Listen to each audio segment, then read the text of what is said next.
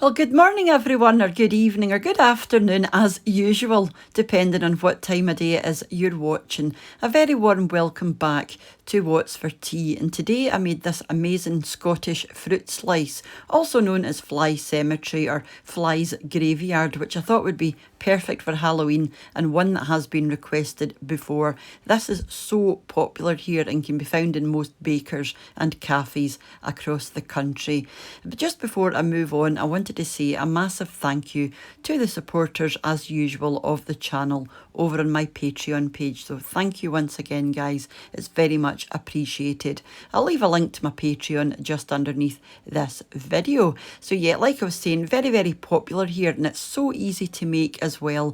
I'm going to be making my own short crust pastry today, but if you wanted to use, the shop bought pre-rolled stuff, you could make this in basically minutes. It's as easy as that. All of these ingredients along with the weights I will leave underneath this video. If you click on the show more, it'll bring everything up down there for you, but there really aren't many ingredients at all. Half of these ingredients are for the pastry. So yeah, let me go and show you what I made and everything that you're going to need.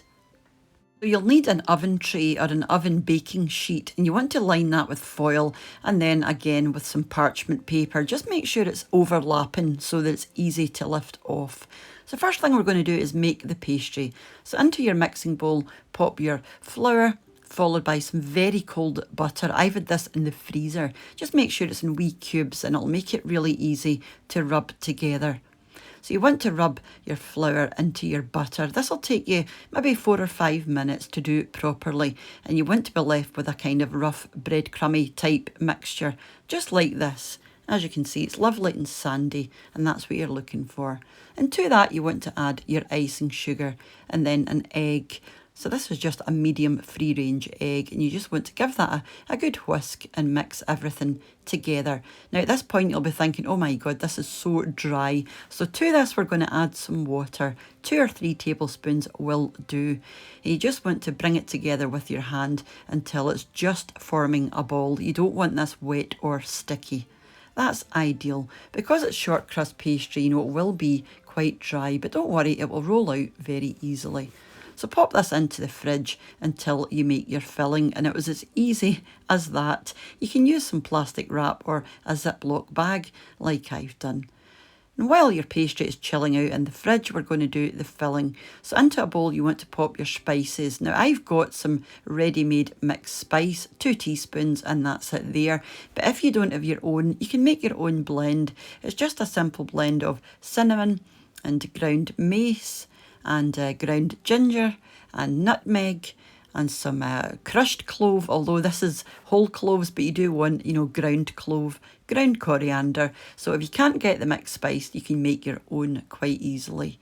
And then you want to pop your raisins and your currants in with that. If you can't find currants, you could use sultanas or mixed peel, anything really.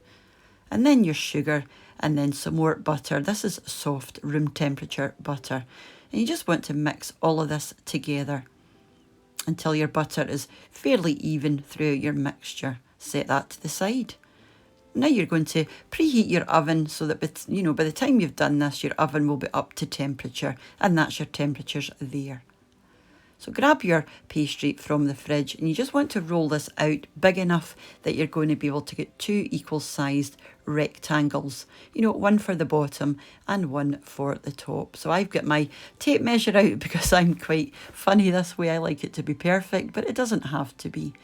You just want to be left with a nice big square, and I was happy with this one. Like I said, I'm just tidying up the edges just to make sure it's nice and even all the way around. And I get my tape measure out, and mine's measured exactly 30 centimetres across the way, which I was delighted about. So I've just made a wee mark around the 15 centimetre mark, and that's given me 2 equal sized rectangles. So I'm going to use one for the bottom and one for the top. So the one I'm using for the bottom I'm going to put onto my oven tray just to make it a wee bit easier. And to that I'm just going to spoon on my flies.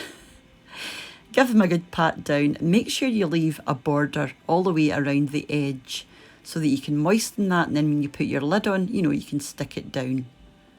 So just go all the way around with some water. You can do this with a brush or your fingers, whatever you prefer. Then flip on your top. Like I said, go round the edges, just press the top pastry into the bottom pastry. And once you know it's nice and sealed, you can just take away the excess with a knife, and that's going to ensure you've got a nice seal. As you can see there, you know, it's perfectly sealed, so don't worry about anything leaking out. I mean, this is a fairly dry mixture anyway, so you shouldn't have any problems. The last thing we're going to do is prick the top with a fork. This is just going to let some steam escape. So just random places all the way till the bottom. You won't see these in your end result anyway. So you want to bake this for between 30 and 35 minutes. I gave you the temperatures earlier, and you should be left with something like this. It's just starting to go a nice browny colour, and this is ideal. The last thing you want to do while it's still hot is pour some sugar on the top. I'm using caster sugar, but any sugar will do. And then all you have to do is cut it and eat it. I got 8 good sized squares from this, and they are good sized squares because, as you can imagine, this is quite sweet. Now this is perfect on its own, you know, with a wee cup of tea or coffee, something like that. But you could obviously have this with custard or cream, or, you know, do what you like. Perfect for picnics as well once it's cooled down. Now this will keep in an airtight container for quite a wee while, you know, if you can, if it lasts that long. It really is so delicious and very easy to make. And like I said in the beginning, if you're not making your own pastry, you can use, you know, the stuff that you get from the shops already made. You can make this in the matter of minutes. And yeah, big favourite, and so very popular in Scotland, like I said in the beginning. It's one of those recipes, you know, it's just stood the test of time. I think probably everybody in this country will remember their granny making it, or, you know, their auntie or their mother making it at some point. So thank you very much for popping over just to check out this very quick and very easy recipe, and which is going to be my Halloween recipe. I decided to do it a wee bit earlier just to give you the chance to see it and then make it if you decided. So like I said, thank you all very much, and I will see you during the week for a wee shopping haul or possibly meals of the week. So whenever you decide to join me again, remember to take care of yourselves, and I'll see you off soon back here on What's for Tea. So bye for now. Bye now.